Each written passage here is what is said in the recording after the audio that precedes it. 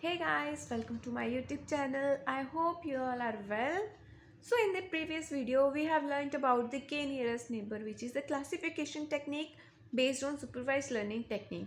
So according to that video, we are going to solve a numerical based on KNN algorithm.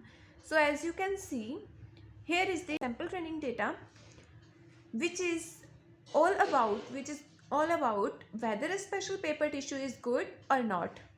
Okay, so in the first column we have x1, which is referred to acid durability of tissue paper, and x2 is the strength, and at last in the third column y refers to classification, as it is good or bad.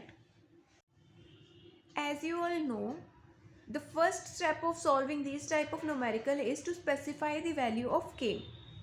That जैसे कि इसमें देख सकते हो, इसमें हमारे पास 4 sample data है जिसमें से हमें के की वैल्यू स्पेसिफाई, जैसे कि मैंने बताया था आपको, के की वैल्यू हमारे पास 5 सुटेबल होती है. ठीक है, के की वैल्यू 5 सुटेबल होती है.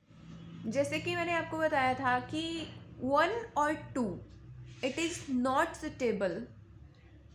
But why? Because it generates outliers or wrong predictions or wrong classification. Okay, so हम k की वैल्यू क्या स्पेसिफाई कर सकते हैं? हमारे पास 4 सैम्पल डेटा है, हम k की वैल्यू क्या स्पेसिफाई करेंगे? 3. सपोज हमने 3 स्पेसिफाई करी. ठीक है, अभी हमने के की वैल्यू 3 स्पेसिफाई तो कर ली, बट हमारे पास नए डेटा पॉइंट्स क्या होंगे जो हमें नए ऐड करने हैं डेटा पॉइंट्स? वो कौन से होंगे? x1 होगा हमारे पास 3, x2 होगा हमारे पास 7. ये आपको न्यूमेरिकल में गिवन होंगे. हम कैसे इसे स्पेसिफाई करेंगे कि कौन सी कैटेगरी में जाएगा? इसे स्पेसिफाई करने के लिए हमें सबसे पहले क्या फाइंड आउट करना होगा? यूक्लिडियन डिस्टेंस हर पॉइंट का यूक्लिडियन डिस्टेंस हमें फाइंड आउट करना होगा इन पॉइंट्स और इन पॉइंट्स के बीच का. कैसे? हमारे पास यूक्लिडियन डिस्टेंस का क्या फॉर्मूला होता है?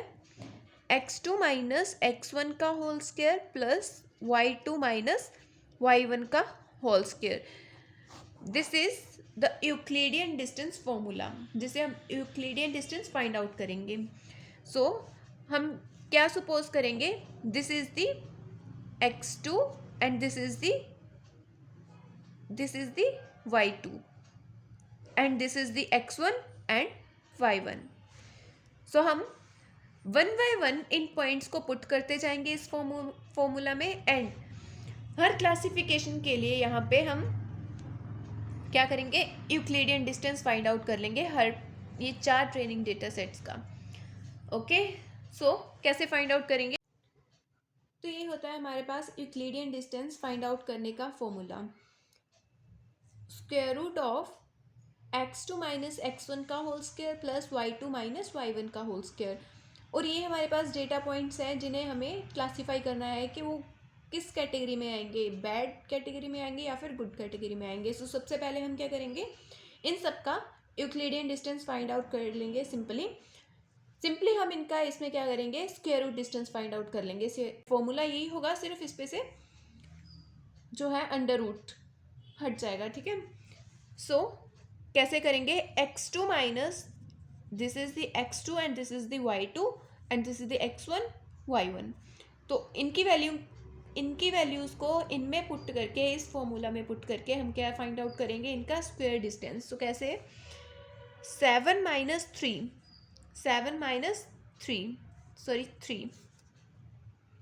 Whole square plus 7 minus 7 whole square. इसे सॉल्व करके हमारे पास क्या आएगा? 7 माइनस 3 4 का होल स्क्वायर प्लस 7 माइनस 7 0. ये हमारे पास 4 का होल स्क्वायर आएगा हमारे पास 16.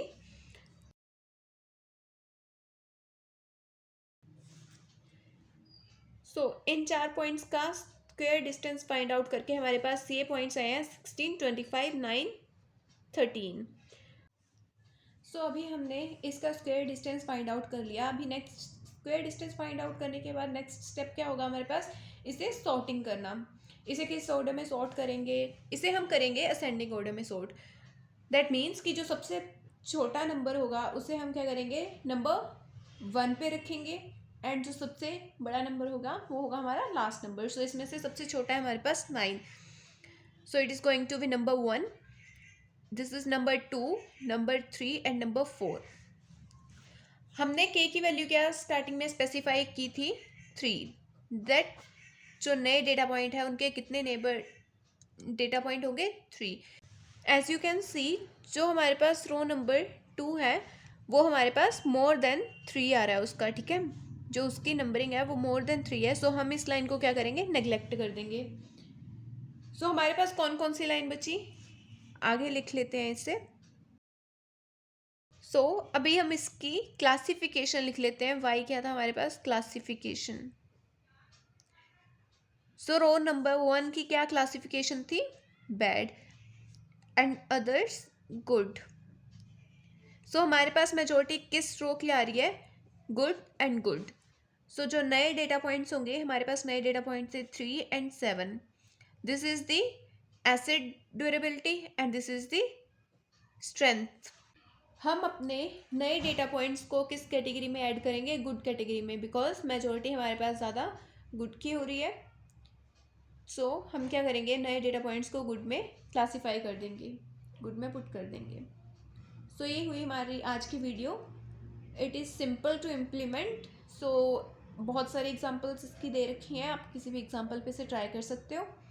So thank you so much, मिलते हैं नेक्स्ट वीडियो में.